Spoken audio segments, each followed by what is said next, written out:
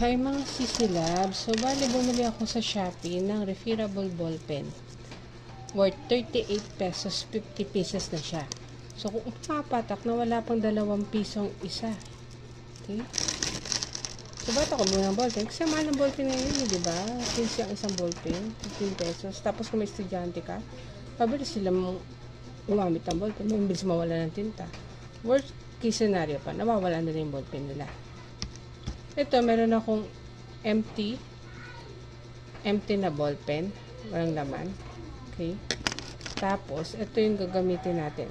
So, tignan nyo po. Meron na siyang seal para safe. Kung hindi mo pa naman gagamitin, pwede mo siya itabi.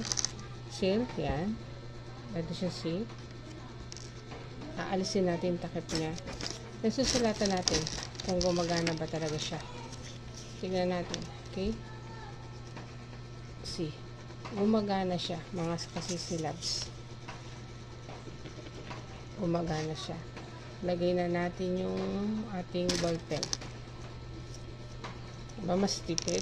Lagi na lang tayo bumibili ng ballpen ng mga anakis natin sa mahal na mga bilihin ngayon. Saan tayo makatipid? Doon tayo. Mas worth. Kasi yung matitipid natin, may mapaglalaanan pa tayo na mas importante.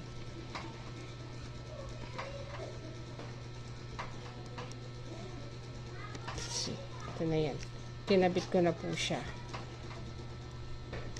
Ito yun. Tignan natin.